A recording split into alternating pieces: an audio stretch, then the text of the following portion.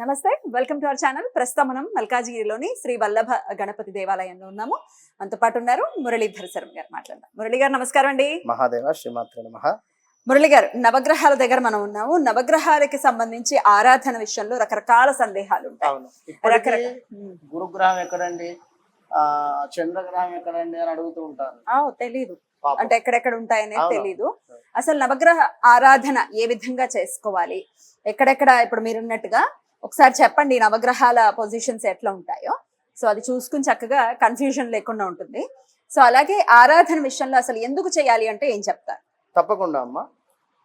నేను ఇప్పుడు తూర్పుకు తిరిగి ఉన్నాను, గుర్తుంచుకోండి. తూర్పుకు తిరిగి ఉండేటువంటి సందర్భంలో ముందుగా మనకి ఇక్కడ సూర్య భగవానుడు ఉంటాడండి. మధ్యలో సూర్య భగవానుడు ఉంటాడు. ఈ యొక్క సూర్య భగవానుడు ఏమిటి అంటే మనకు ముఖ్యంగా కూడా గవర్నమెంట్ సెక్టార్కు తనుభావము, అంటే మన ఆత్మకు కారకుడు. అంటే ఇంట్లో పెద్దవారు చక్కగా సూర్యుడు మంచి పొజిషన్గా ఉన్నట్టయితే మంచి కుటుంబం నుండి చక్కటి అబ్బాయి కానీ చక్కటి అమ్మాయి కానీ వచ్చేటువంటి పరిస్థితి ఉంటుంది అని మనం ఊహించుకోవచ్చు ఆ యొక్క చార్ట్ చూసి. అయితే ఇక్కడ సూర్యుడు సప్తమాది కానీ అష్టమాది కానీ ఉంటే కొంత ఇబ్బందికర పరిస్థితిలో ఉంటుంది. ఇక ముఖ్యంగా చంద్రుడు ఏంది అంటే సూర్యునికి మనకు ఆగ్నేయం మూలకంగా సూర్యునికి మనకు ఇటు రైట్ సైడ్ చేయి దిక్కుంటాడు చంద్ర భగవానుడు. మనస్సుకు కారకుడు. సూర్యునికి 2వ నెంబర్, మొదటి నెంబర్ సూర్యుడు, 2వ నెంబర్ చంద్రుడు, ఇటు ఆగ్నేయములలో ఉంటాడు. ఓకే, చంద్ర భగవానుడు ఏమిటి అంటే మనకు డబ్బుకు మనస్సుకు కారకుడు. అదేవిధంగా కొంత చర్మానికి సంబంధించింది కూడా కారకుడు. అదేవిధంగా మాతృకారకుడు. అదేవిధంగా ఇంటికి అధిపతి. మనం ఒక ఇల్లు తీసుకోవాలి అనుకున్నా కూడా చంద్రుడు మంచిగా ఉండాలి మన జాతకంలో. అమ్మాయి యొక్క జాతకంలో చంద్రుడు మంచిగా ఉంటేనే మ్యారిటికల్ లైఫ్ బాగుంటుంది.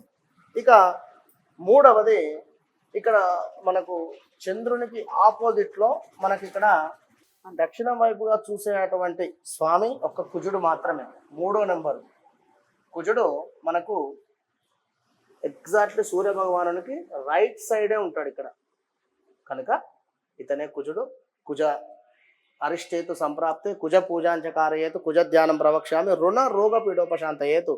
రుణానికి రోగానికి అధిపతినే కనుక మనం ఈయనను పూజించుకునేటువంటి పరిస్థితి ఉంటుంది. ఇంకా చాలా ఉంటుంది. 2-3 విషయాలు మాత్రమే చెప్తున్నాను. కుజుడు అంటే ల్యాండ్ రిలేటెడ్ కానీ, అదేవిధంగా ఒక పరస్త్రీ వ్యామోహం కానీ, ఇలా చాలా ఉండేటువంటి పరిస్థితులు.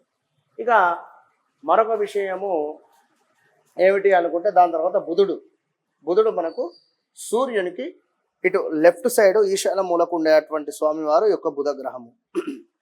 ఈ యొక్క బుధగ్రహం అంటేనే మేనరికానికి కారకుడు, మామకు కారకుడు. మన మేనమామకు కానీ మేనరికానికి కానీ, అదేవిధంగా వ్యాపారానికి కానీ అధిపతి. చక్కటి వ్యాపారం కానీ చక్కటి మాట్లాడాలన్నా కూడా బుధుని అనుగ్రహం కావాలి. ఇక 5వ గ్రహం ఏమిటి అనుకుంటే మనకు ఎగ్జాక్ట్లీ సూర్య భగవానునికి లెఫ్ట్ సైడ్లో ఉంటాడు ఈ యొక్క గురుగ్రహం. అంటే బుధుని పక్కనే ఉంటాడు.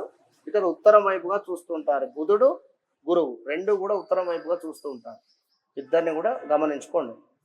1వ నెంబరు సూర్యుడు, 2వ నెంబరు చంద్రుడు, 3వ నెంబర్ వచ్చేసి కుజుడు, 4వ నెంబర్ బుధుడు, 5వ నెంబరు గురువు. ఓకే, ఈ గురువు ఏమిటి అంటే జాబ్ రిలేటెడ్ కానీ, సంతాన రిలేటెడ్ కానీ, పుత్ర సంతానానికి సంబంధించింది కానీ అన్నిటికీ గురుగ్రహము అధిపతి కనుక గురువును మనము ఇడిదిక్కుగా చూసేటువంటి గ్రహంగా భావన చేసుకోండి. ఇక మోస్ట్ పవర్ఫుల్ శుక్రగ్రహము మనకు వచ్చేసి తూర్పు వైపే చూస్తుంది. ఎగ్జాక్ట్లీ సూర్య భగవాను యొక్క ముందు ఉంటుంది. సూర్య భగవానునికి ముందుగా ఉండేటువంటి గ్రహము శుక్రగ్రహము. పురుషునికి వివాహం కావాలన్నా సంతానం కావాలన్నా శుక్రుని అనుగ్రహం కావాలి కనుక శుక్రగ్రహము మనకు 6వ నెంబర్గా కూడా చెప్పడం జరుగుతుంది. ఎగ్జాక్ట్ సూర్యుని ముందు ఉంటుంది. ఓకే, నెక్స్ట్ బిగ్ బాస్ 8వ నెంబరు 7వ నెంబరు ఈ యొక్క శని గ్రహము. చక్కగా కూడా అన్నిటికంటే నల్లగా ఉంది కదా, మొత్తం నువ్వుల నూనె పోసి వెళ్ళిపోయారు. మరి ఇక్కడ శని భగవానుడు ఉన్నాడండి. 7వ నెంబరు మనకు చక్కగా కూడా శని గ్రహము అంటేనే అందరికి ఒక భయము. ఏలినాడు శని, అష్టమ శని ఇవన్నీ కూడా కనుక ఏం బాధపడద్దు. జర ఈగో మనిషి అంతేగాని నేను ఎక్కువగా పూజించద్దు. వాస్తవం వచ్చి జస్ట్ నమస్కారం చేసుకుంటే సరిపోతుంది.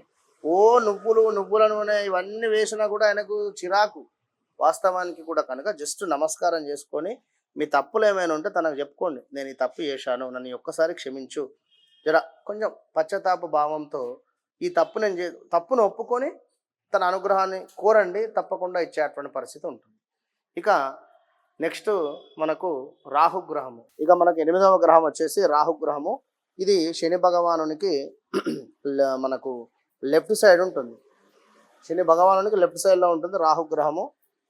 దీనికి వచ్చేసి మనకు మినుములు ఎక్కువ కూడా ప్రీతికరం కనుక మినప పిండితోని దీపారాధన చేసుకోండి, అద్భుతమైనటువంటి ఫలితం ఉంటుంది.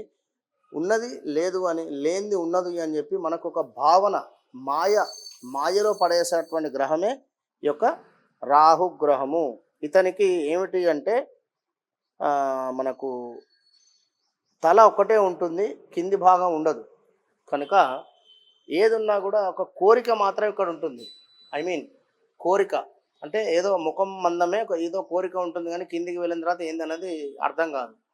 కనుక కోరికలు ఎక్కువ అనేటువంటి విషయాన్ని గమనించుకోవాలి. ఇక చిట్ట చివరిది కేతుగ్రహము. ఈ యొక్క కేతుగ్రహానికి తల ఉండదు, కింద పార్ట్స్ ఉంటుంది, తల ఉండదు అంటే సర్పం. కనుక కేతువు కొంచెం పంచమాత ఉన్నా కూడా, లేదా కేతువు బాలేకున్నా కూడా మోక్షం ఉంటుంది కేతుగ్రహంలోనే. కానీ కేతువు పంచమాత ఉంటే కాస్త PCOD కానీ ఇలాంటి పరిస్థితులు ఉండేటువంటి పరిస్థితి ఉంటుంది. కదా కేతువును మీరు మోక్షం అంటే కేతువుని ప్రసన్నం చేసుకోవాలనుకుంటే గణపతి ఆరాధన చేయాలి. రాహువును ప్రసన్నం చేసుకోవాలనుకుంటే దుర్గా అమ్మవారి యొక్క ఆరాధన చేయాలి. కనుక నవగ్రహాలకు సంబంధించి ఎప్పుడైనా కూడా మీరు ఆదిత్యాయ సోమాయ మంగళాయ బుధాయచ గురు శుక్ర శనిభ్యక్ష రాహవే కేతవే నమో నమః అనేటువంటి మంత్రాన్ని చెప్పుకొని సూర్యుని ముందు నుంచి 9 ప్రదక్షిణాలు చేసిన తర్వాత శనికి సంబంధించి అనుగ్రహం కోసం మళ్ళీ శని భగవాను ముందు నిలబడి నీలాంజన సమాభాసం రవిపుత్రం యమాగ్రజం ఛాయా మార్తాండ సంభూతం తం నమామి శనేశ్వరం అని చెప్పి 18 సార్లు స్వామి ముంగట చెప్పుకొని మరలా ఒక 9 ప్రదక్షిణాలు చేయాలి. కాళ్ళు కడుక్కోవాల్సినటువంటి అవసరం లేదు. మన జీవితాన్ని ఖచ్చితంగా ఎంతో కొంత కదా చాలా పాత్ర వహిస్తూ ఉంటారు వీళ్ళు. కాబట్టి ఖచ్చితంగా వీరి ఆరాధన ప్రతి ఒక్కరూ కూడా చేసుకుని వీరి అనుగ్రహాన్ని పొందాలి అని మనస్ఫూర్తిగా కోరుకుంటూ చాలా కృతజ్ఞతలండి. నమస్తే.